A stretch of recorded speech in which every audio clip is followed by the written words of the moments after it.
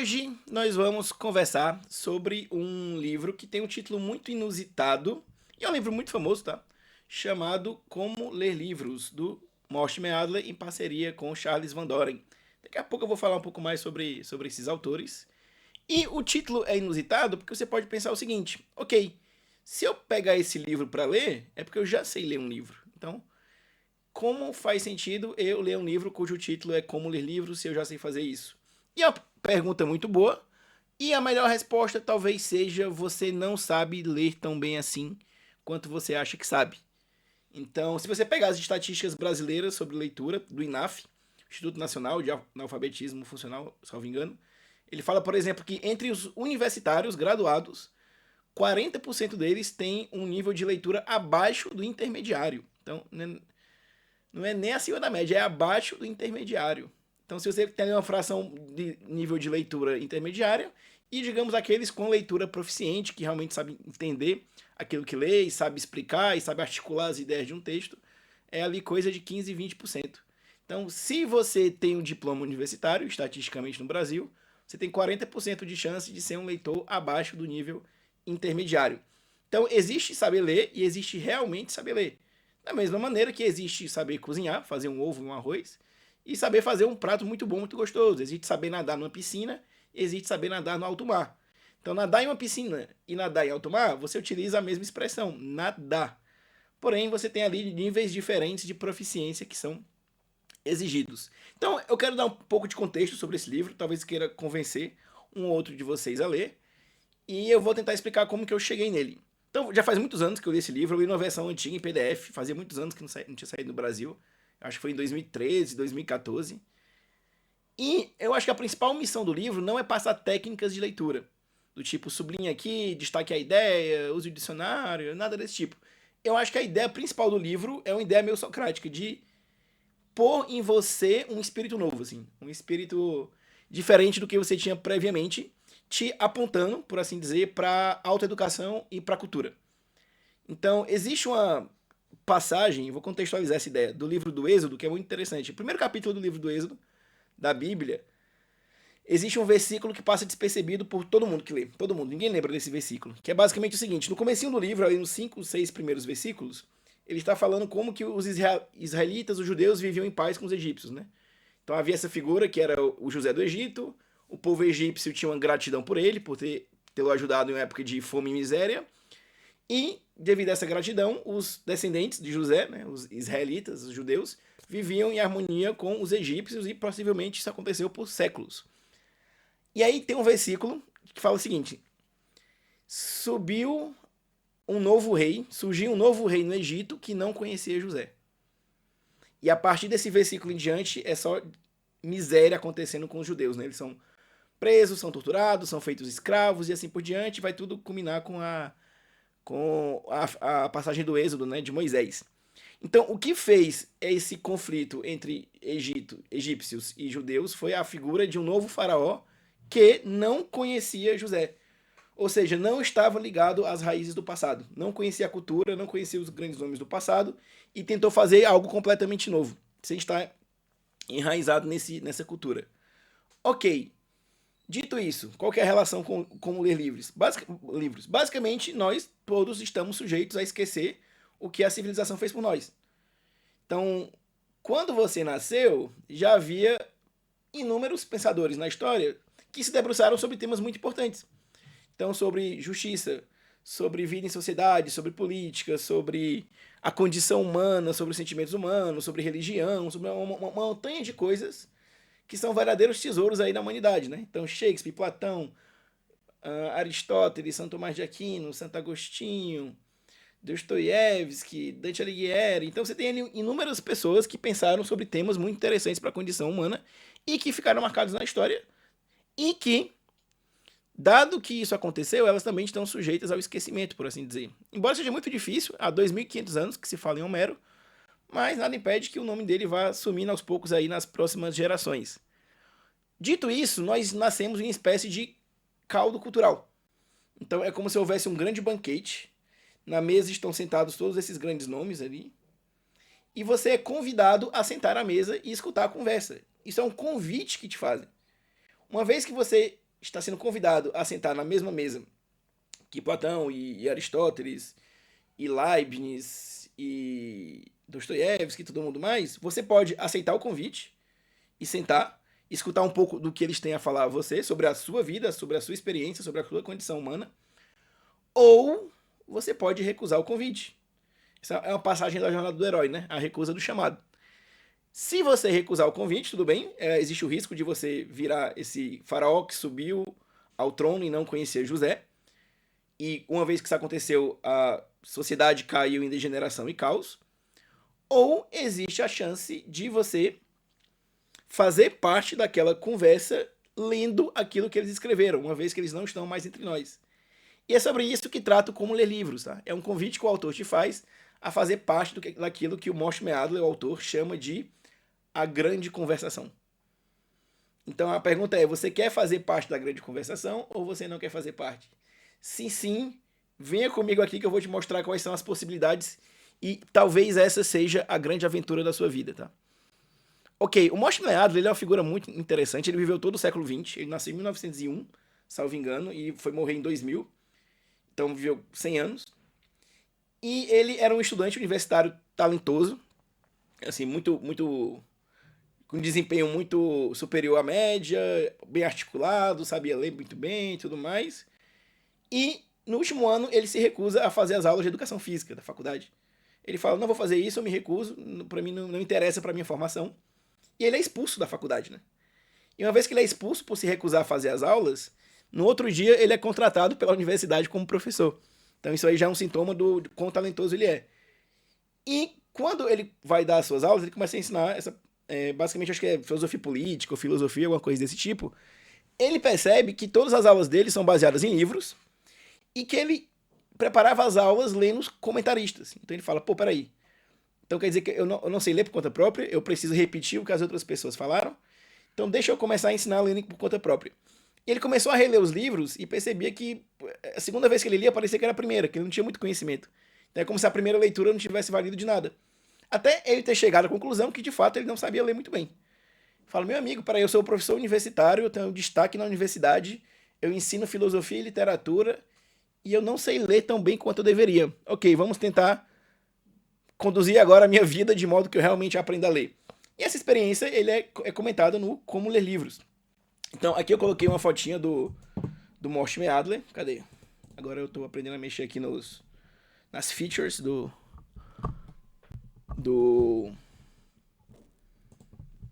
programinha. Opa, cadê o Mortimer Adler? Ou eu não vou conseguir? Será que eu vou conseguir? Será que não?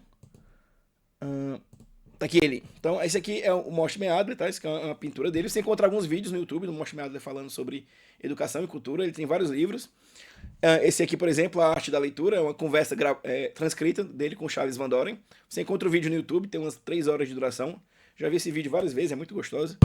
Então, existe outro livro dele sobre grandes ideias de modo geral, como pensar nas grandes ideias. Existe um livro dele sobre educação nas escolas, como que ele montaria uma escola e coisas dessa natureza. Então, ele é um escritor aí com as dezenas de livros publicados. E o Charles Van Doren, que escreve o livro com ele, é um cara muito interessante porque ele, quando eu era jovenzinho, até vou colocar para vocês aqui também a imagem, eu separei, a imagem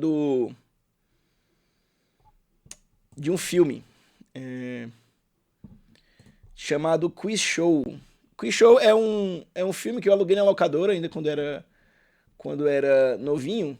Acho que eu tinha uns 16, 17 anos. Eu vi lá e me pareceu um filme interessante sobre uma fraude num programa de auditório nos Estados Unidos. Então, fraude real nos anos 70, eu acho, em que havia um programa do tipo Show de Milhão, mas eram 2 adversários competindo.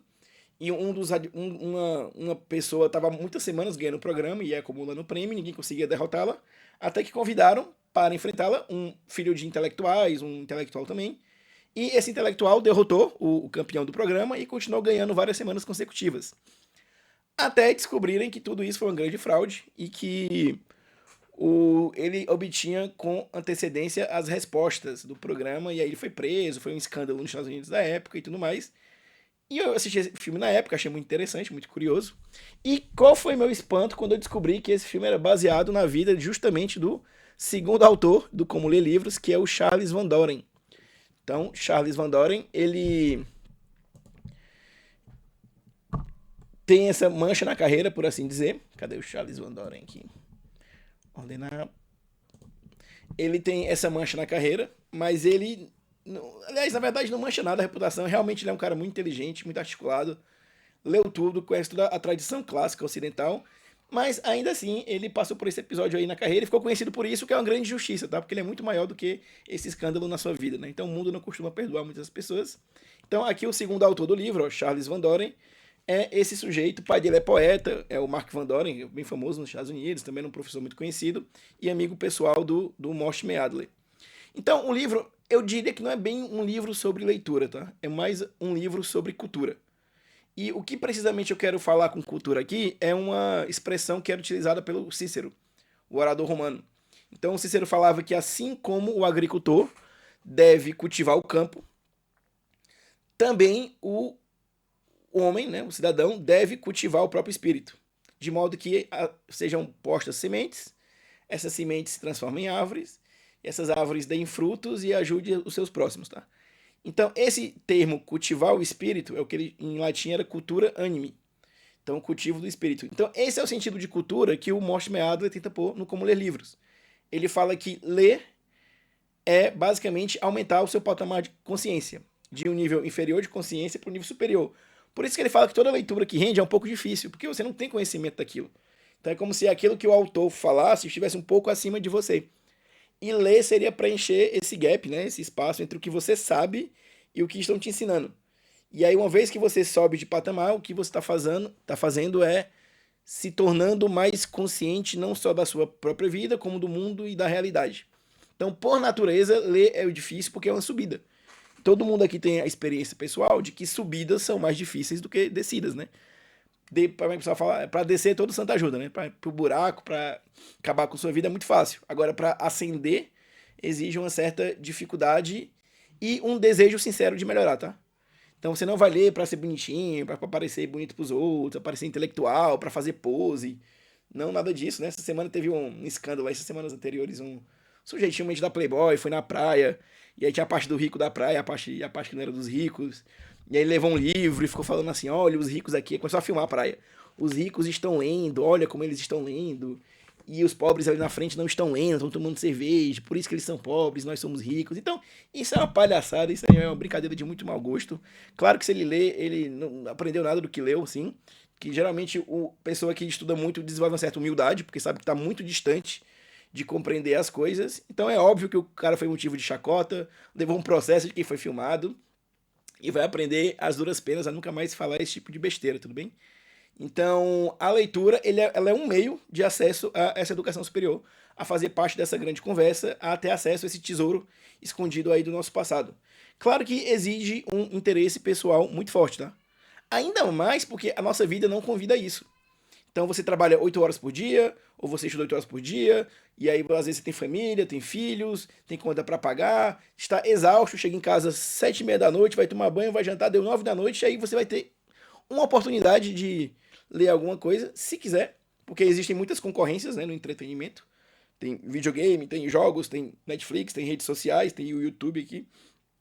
E para você ter uma vida de estudos nesse sentido, você quase que tem que ser um gênio da força de vontade, tá?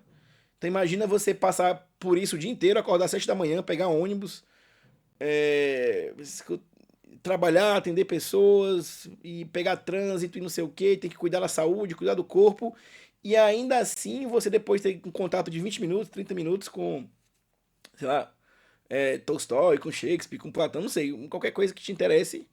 Então é muito difícil, é nadar contra a corrente, exige uma força de vontade assim extraordinária. A questão é não desanimar, né? Porque se você supor que consiga arquitetar 10 páginas por dia, o que exigiria algo em torno de 20 minutos do seu tempo, isso aí durante o ano dá 3.700 páginas quase. 3.700 páginas você lê um caminhão de coisa. Então, quando você quer muito alguma coisa, ela não se manifesta na intensidade. Então, nossa, eu li o Como Ler Livros, estou muito empolgado, vou tirar aqui agora 5 horas por dia para estudar. Não vai acontecer, meu filho. Você não vai conseguir, vai se decepcionar, vai ficar triste. Então, geralmente, o que você quer muito não se manifesta na intensidade, mas se manifesta na constância. Então, todo dia você vai fazer um pouquinho, tá? A questão é que um pouquinho todo dia, como eu falei, 10 páginas por dia, no final do ano viram 12 livros, né? E se você leu 12 livros por ano, você leu muito mais do que a média nacional. Você está ali nos, sei lá, 3, 4, 5% de pessoas mais dedicadas à leitura.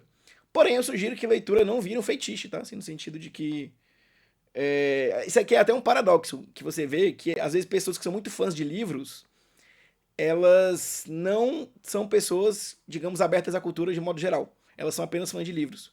Porque o livro, ele é um meio, né? Então ele é um meio para você obter alguma coisa. Então não é um fim em si mesmo. Por isso que eu particularmente acho muito estranho o tal do hábito da leitura, tá? Como se ler por si só fosse um benefício. Então, até o José Moninassi, que é alguém que eu sou fã, fala que é uma das 7 pragas do Egito, sete pragas do Egito, o hábito de leitura. Porque esse é um jeito de você estar lendo qualquer besteira e falando, se sentindo muito bem por conta disso. Então, pessoas que são muito, digamos, aficionadas em leitura, muitas vezes são apenas fãs do meio, tá? E aí elas não estão abertas às outras experiências culturais, como filmes, música, teatro, outras manifestações artísticas, o próprio aqui, YouTube, aulas desse tipo, porque elas estão muito presas ao ser leitor, por assim dizer. Claro que até o século XIX, começo do século XX, era o único meio de cultura, basicamente, que as pessoas tinham acesso, né? E então você corre esse risco se você for um aficionado em livros, ficar preso apenas no meio e esquecer o fim, por assim dizer. Mas se não, se você estiver aberto e ver livros como meio de se obter, digamos, espaço na mesa da grande conversação, talvez realmente seja a aventura da sua vida, tá? Tentar formar uma personalidade melhor do que a que você tem agora. Tentar levar o seu patamar de consciência não só para si, como para os outros. O Mortimer Adler mesmo, ele tem uma coleção chamada The Great Books, né, os grandes livros, que ele editou ao longo da vida, são 56 obras, são 56 volumes, melhor dizendo, em que ele põe ali o que ele acha que de melhor a civilização ocidental produziu em termos de literatura. Eu tenho uma coleção aqui em casa, tá? Não vou. Eu peguei alguns volumes só para mostrar como é que ela funciona, então é uma coleção assim. Eu acho que essa coisinha amarelo clara quer dizer que é teatro, isso aqui é livro de não ficção, coisa desse tipo. Então, por exemplo, tem aqui um volume Shakespeare, volume 1. Esse aqui é o Dostoiévski, ele põe Crime e Castigo e põe Os Irmãos Karamazov, se não me engano. Esse aqui é o último volume da coleção, tá? São 54 volumes.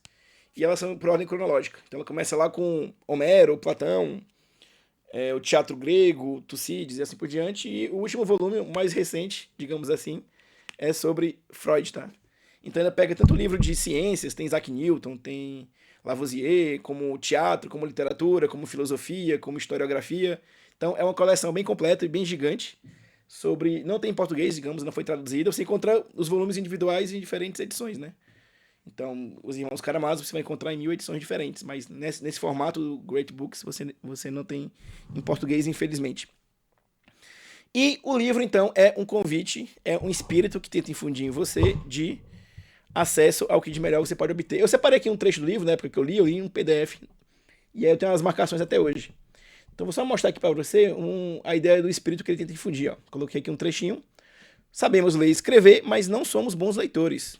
Temos consciência disso por vários motivos. Sobretudo quando achamos difícil ou complicada uma leitura qualquer, ou quando alguém, lendo o que acabamos de ler, mostra-nos o que não percebemos ou não compreendemos. Ok, então, essa é uma experiência pelo qual todo mundo aqui passou, em um grau ou outro. E ele vai falar depois sobre como a leitura é uma prática, né? Para boa prática, há uma recomendação velha de muitos anos. O princípio da sabedoria é a avaliação da própria ignorância.